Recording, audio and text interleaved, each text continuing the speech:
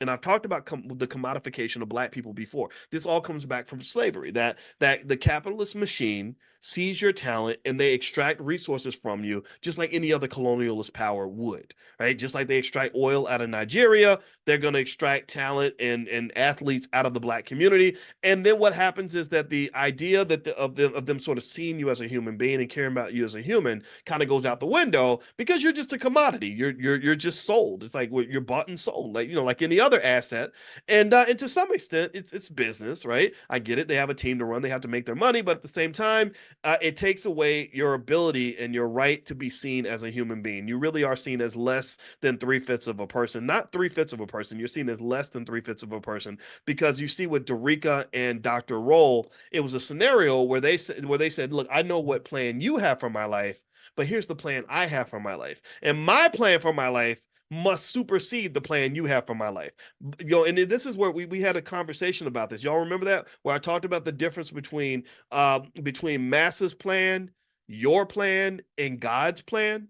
And to summarize it, I said, look, Massa's plan needs to be lowest priority. Massa has a plan for you. If you're black and you're born in America, especially when you have something that they need, whether it's your labor or it's your talent or it's your creativity, or even if they just want to lock you up in a penitentiary and make money from you, Massa always has a plan for you, which is really the danger of us allowing other people to educate and indoctrinate our children. That's what happens because Massa got a plan for you, just like the KFC chickens we talked about yesterday. Every chicken that's born in a farm, there's a plan for that chicken. We're gonna get you fat and juicy. We're gonna get you down to the factory so we can chop your head off and eat you. Right? That's their plan for you. Right? So Massa has a plan for you, just like he has for the chickens, where they're gonna commodify you and extract some sort of resource from you. But then comes in your plan. So Dorica says, no, no, no. My plan is I want to be a mother.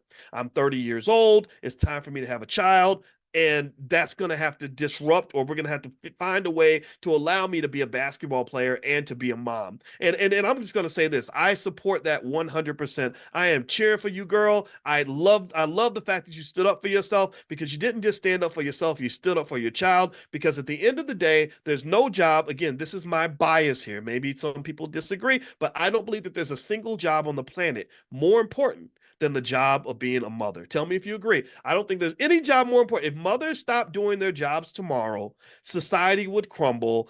Every kid would grow up and want to be a serial killer. Nothing would function if mothers stopped doing their jobs. So shout out to the mothers out here. I appreciate you. I love you. And I want to say thank you for fighting battles for you. If my mother had not fought endless battles for me when I was a baby, I would not be here talking to you today. Maybe I'd be off in the corner smoking crack or something. I wouldn't be Boyce Watkins if it wasn't for my mama. So don't thank me, thank my mama, because she could have been off getting high. So anyway, with that being said, with Dorica having the baby at the age of 30, there was some functional thoughts that I had on this, and I want to try to summarize this in a way that doesn't sound crazy. But the first functional thought that I had was, I said, okay, so having a child, she seems to understand. I hope she gets this. That's an investment. That's an investment in your future. That's her sort of acknowledging, like, look, I'm not going to be a basketball player forever. One day I'm going to be 50 or 60, and I want to have a 20 or 30-year-old child next to me that I can say, hey, I invested in this person. I didn't just invest in my athletic career. And this lady, this coach, is saying, no, no, no, no, no. Everything that matters is what you're doing on the court. That's all that matters right now. You need to sacrifice everything in your present and in your future in order to be the best basketball player you can be. And that's not an optimal investment.